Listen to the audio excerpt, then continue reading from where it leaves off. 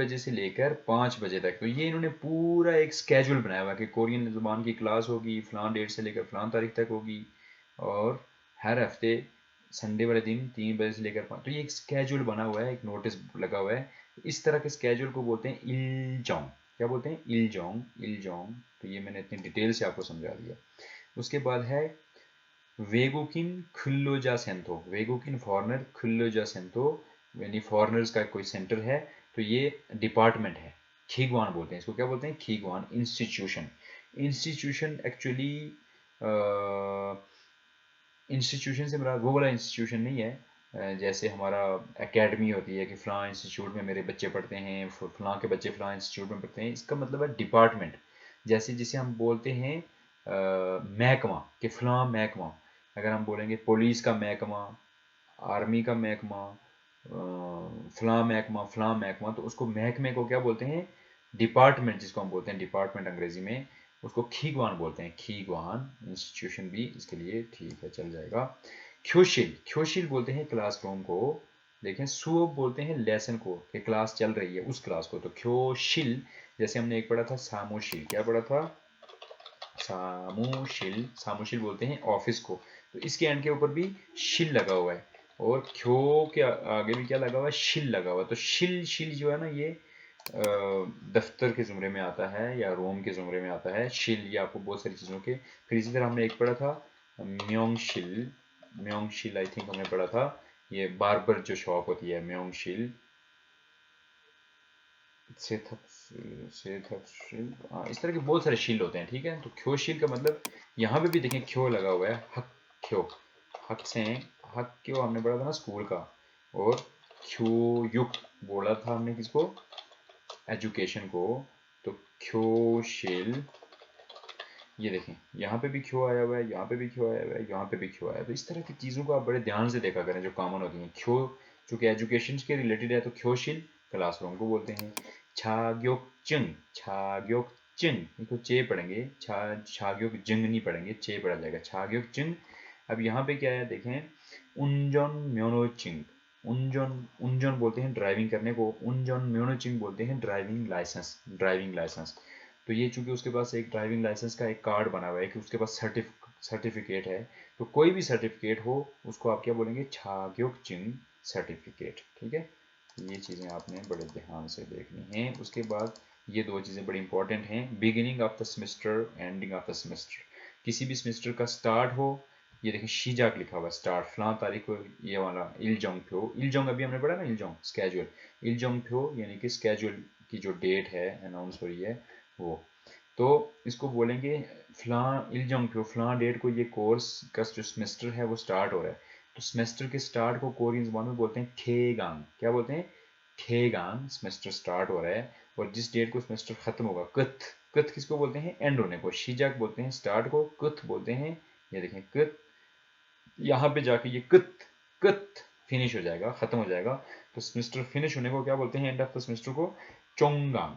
चोंगांग।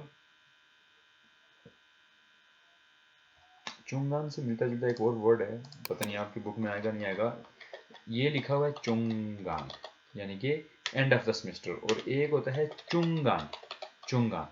ये देखें, ये भी ये चुंग के साथ ओ वावल लगा हुआ है, और ये इसके साथ ऊ वावल लगा है। चुंगान, चुंगान का मतलब क्या होता है? मिडल।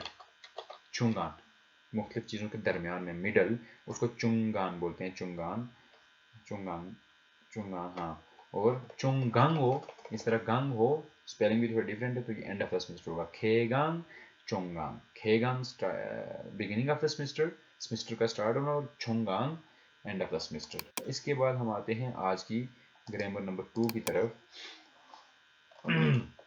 मुनपोप ई, ग्रामर नंबर 2, गी शिप्ता और युक्ता। बहुत ही आसान ग्रामर है कि ये काम करना आसान है, ये काम करना मुश्किल है। बहुत सारे काम होते हैं हम कहते हैं ओ ये तो बड़ा मुश्किल है, और ये तो बड़ा आसान है। शिप्ता का मतलब हमने पढ़ा है इजी, और युक्ता का मतलब क्या होता है? मुश्किल। तो उसके साथ पीछे हम गी लगाएंगे कि फलां काम, ये वाला जो काम है उसके साथ वो इजी है या मुश्किल है। मैं थोड़ा ये पढ़ के फिर आपको समझाता हूँ। थोंसा ए बुछो 그 행동을 하기가 쉽거나 어렵다는 뜻이다।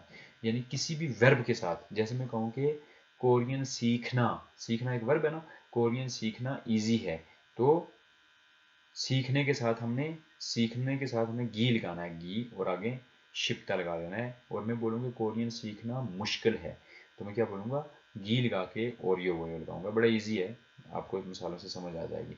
투한시 요즘 컴퓨터 수업을 듣고 있죠. 어때요? 투한 साहब आप 요즘 आजकल, 요즘 nowadays आजकल कंप्यूटर सुओब, कंप्यूटर की क्लास, उल को कंप्यूटर की क्लास को, थुक्को, थुक्ता का मतलब होता है सुनना, थुक्को सुनकर, इच्चो कि आप सुन, इच्चो ये मतलब जैसे किसी के साथ आप बड़े फ्रैंक होके बात करते हैं ना, तो ये वो वाला स्टाइल है। थुक्को इस्सोयो, यहाँ पे इच्चो की जगह इस्सोयो भी लग सकता था, लेकिन चूंकि वो जियो वाली ये ग्रामर है, पता नहीं हमने पढ़ी है कि नहीं पढ़ी है, कि आप जब पोलाइट तरीके से किसी के साथ फ्रैंक होके जब बात करते हैं, ये फ्रैंक, या आई थिंक हमने ये ग्रामर पढ़ी हुई है, जियो वाली ग्रामर।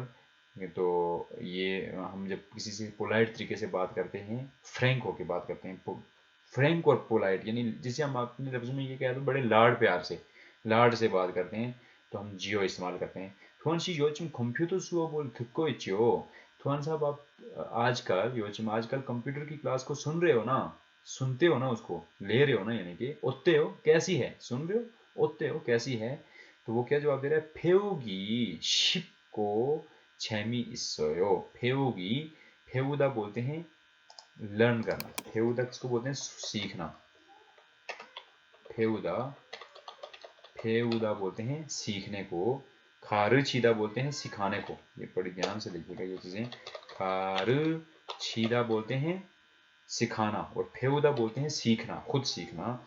तो 배우기, 배우다 है ना, 배우다 तो इसका दा हट गया, तो अब फाचिम हो या ना हो इसका कोई चक्कर नहीं है, फाचिम हो फिर भी हमने गी लगाना है, और फाचिम ना हो फिर भी हमने गी लगाना है। तो वर्ब के साथ गी लगा के, अगर आसान है तो शिप्ता लगाएंगे, मुश्किल है तो और युक्ता लगाएंगे। तो चूंकि ये आसान कह रहा है, तो शिप को यानी फेवगी शिप को, यानी सीखना आसान है, सीखना आसान है।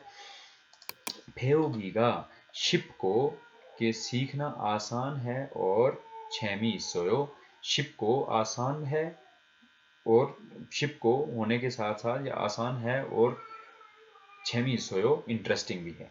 नंबर 2, 토요일에 सैटरडे को 같이 एक साथ 한국어 कोरियन जुबान 학원에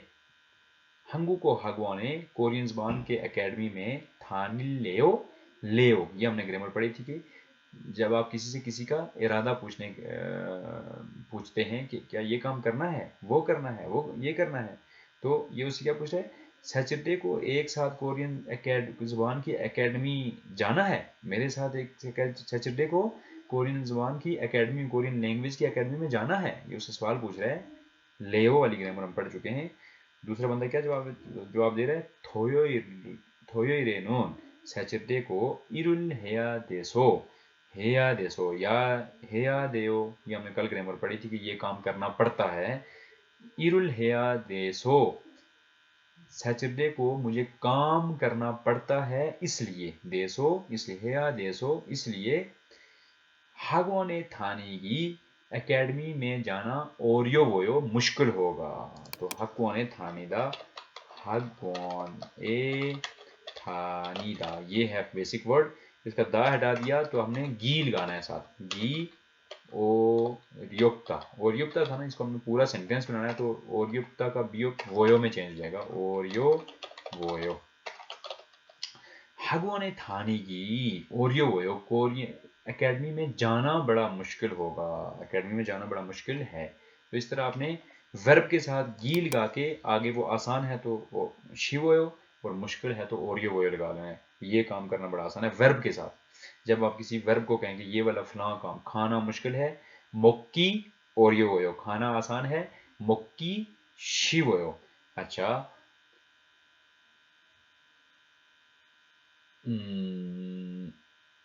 कोरियन जुबान बोलना आसान है, हंगू को मलहादा बोलते हैं बात करना, बोलना, तो मलहागी ओरियो वोयो, कोरियन जुबान बोलना मुश्किल है। हंगू को मलहागी शिवोयो, कोरियन जुबान बोलना आसान है। उसके बाद क्या है